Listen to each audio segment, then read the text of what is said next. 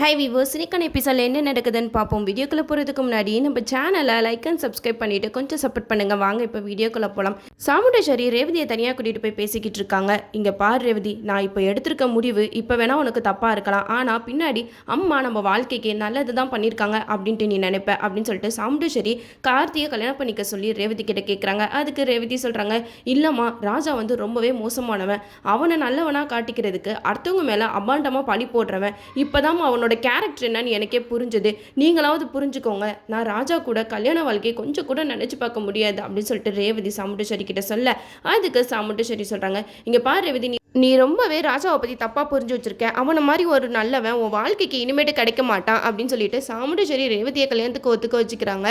கார்த்திகிட்டையும் சொல்லி, என் மானத்தை நீ தான் காப்பாற்றி ஆகணும் ராஜா, நீ என் பொண்ணு கழுத்தில் தாலி கட்டியே ஆகணும் அப்படின்னு சொல்ல, ரெண்டு பேருமே சரி சாமுண்டேஸ்வரிக்காக இந்த கல்யாணத்தை பண்ணிக்கிறதுக்கு ஒத்துக்கிறாங்க. எப்படியோ ஒரு வழியாக இந்த கல்யாண சீனு 2 வாரத்துக்கு அப்புறம் இப்போ தான் டெலிகாஸ்ட் ஆகுது. நம்ம ரேவதி கழுத்தில் கார்த்திக் வந்து தாலி கட்டுறதுக்கு ரெடியாக இருக்காங்க.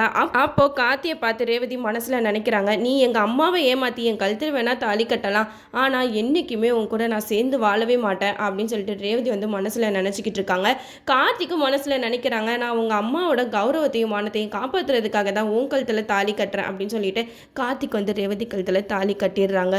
அப்பாடா, ஒரு வழியாக இந்த கல்யாண சீன் முடிஞ்சிருச்சு. இதுக்கப்புறம் தான் இருக்க ஆட்டமே. ஏன்னா நம்ம கார்த்தியை பற்றின விஷயம் எல்லாத்தையுமே வந்து பாட்டி வந்து சொல்லிடுவாங்க. என்னோட பேத்தியை நான் ஏன் வீட்டுக்கு கூட்டிகிட்டு போகிறேன் அப்படின்னு சொல்லிட்டு பரமேஸ்வரி பாட்டி சொல்லுவாங்க. அப்போ சாமுண்டேஸ்வரி சொல்லுவாங்க, ஏ கிழவி, நீ எதுக்காக கூட்டிகிட்டு போகிற அப்படின்னு சொல்லிட்டு கேட்க, அதுக்கு பாட்டி சொல்லுவாங்க, நான் பேரன் சொன்னது வேற யாரும் இல்லை, உன் வீட்டு டிரைவர் ராஜா தான் என்னோட பேரன் அப்படின்னு சொல்லவுமே நம்ம சாமுண்டேஸ்வரி செம்மையாக சாக்காயிடுவாங்க. இனிமேட்டு என்னெல்லாம் நடக்குதுன்னு நம்மளும் வெயிட் பண்ணி பார்ப்போம். ஓகே வியூவர்ஸ், இந்த வீடியோ உங்களுக்கு பிடிச்சிருந்தா லைக் பண்ணுங்கள், மறக்காமல் நம்ம சேனலை சப்ஸ்கிரைப் பண்ணிடுங்க.